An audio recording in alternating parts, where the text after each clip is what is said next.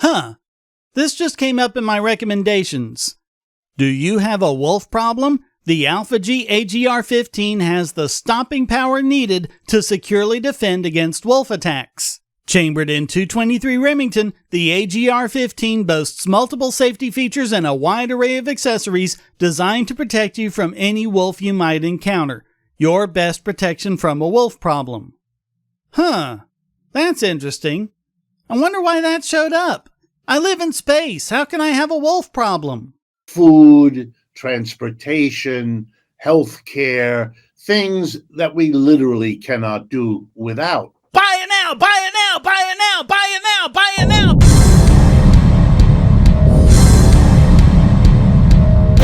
They're so crucial, they're so essential, that allowing them to be run for the profit, even if it's the profit collectively of a group of workers cooperating, is a mistake, is a luxury we cannot afford. No one minds if I speed him up again, do they? First of all societies, including capitalist societies, regularly put aside the profit motive because their survival, or something pretty important, if it isn't literally survival, is at stake. How is that in any way sustainable? There's a lot that goes into things like growing food, you know. It takes a lot of work over a lot of time.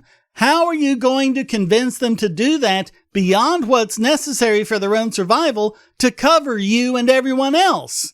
If they don't feel they get enough in return for the time and effort they put in, they'll stop doing it. This is why starvation is always a big feature of socialist economies. If you think the profit motive causes starvation, just look at how fast the lack of profit motive causes it. Let me give you an example. We have here in the United States now, particularly after the last 30, 40 years, some rules and some laws. Yeah, you see what he's doing, right? He's been talking about society putting aside something as if it's something people voluntarily agree to. And now, on a dime, he turns to rules and laws. In other words, aggression. He always has to try and disguise the force, violence, hatred, and misanthropy in his ideas. In other words, how that factory works is now going to be governed not only by the profit motive, but by what you might call the survival motive. No, it's called aggression. And he's pretending that aggression is the only way to do it. When libertarian thinkers from Milton Friedman to Walter Block have talked about peaceful, voluntary solutions to things like pollution, pollution is a violation of property rights after all. That would actually work a lot better than government pollution controls, which, as we've seen over the history of this channel, don't really work at all. What we see, yet again, is the implication that if his government doesn't do it, it can't get done. When, if anything, government is public enemy number one when it comes to pollution. Meanwhile, people with the actual statistics know about the Kuznets curve, which shows that after a certain point, economic development causes pollution to drop. Just like with starvation, whatever damage you think the profit motive is going to do, the lack of profit motive is going to do a lot more. Here's another example. 100 years ago, it was common for businesses to hire children as young as 4 and 5 years old to do all kinds of work. And it was very profitable. Companies profited by substituting children, to whom they could pay much less, for adults. But the society eventually decided, took a long time, much struggle, in some cases for centuries of capitalism's history, before finally people prevailed. Prevailed over what? Once again, he overlooks the issue of how and why children were working to begin with, which they had been doing since prehistory. Did capitalists bonk them on the head and drag them to a factory? Or were parents just awful people forcing their children to work and not caring a bit? Of course, anyone who thinks about it for more than 2 seconds will come up with the same answer that history provides, because they didn't really have a choice. It was the only way for the family to make enough to survive. Which is ironic, since this video is supposed to be about survival over profits.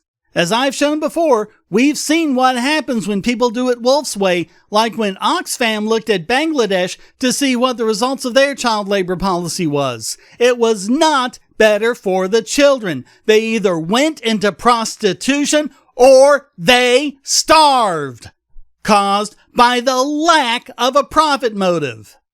Again, it was only through the wealth increase that capitalism gave to working families that made it so children didn't have to work anymore. And that's another reason why Wolff structures and phrases his videos to discourage you from thinking about it. Just cry for the children, use your emotions, and turn off your logic. Let me give you a current example. Let's just not. His whole thesis is that the more important something is, the more you want to get the profit motive out of it, when every single piece of economic data that exists says exactly the opposite. Like something else we really need, water. You can go for weeks without food. You can only go a few days without water. And yet, what has government done with it? Take California, a state that geologically should have way more water than it needs for its population. But the government managed it so much there are shortages and they need to pass restrictions on it. Why? Because they managed it with all the dikes and levees so that water coming down from the mountains, pure, potable, and plentiful, goes straight into the ocean instead of soaking into the ground and refilling the aquifers.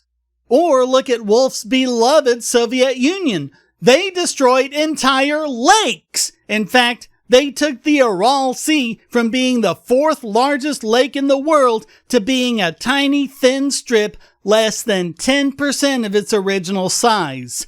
Most of the lake is now called the Aralkum Desert.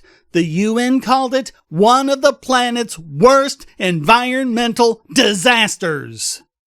And the big hue and cry, you mustn't do that, is by people who want you not even to think about it.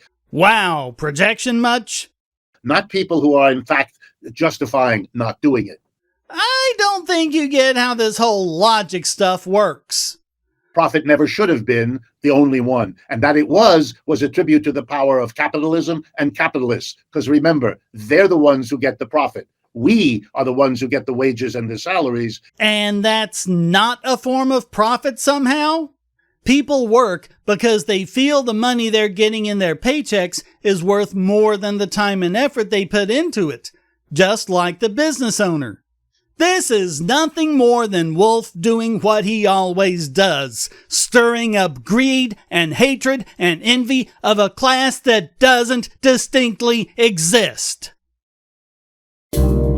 So thanks for watching. Please hit like and subscribe, leave a comment, and go to donate.bogosity.tv to keep me doing what I do. And check out all the great content here, like this video selected just for you.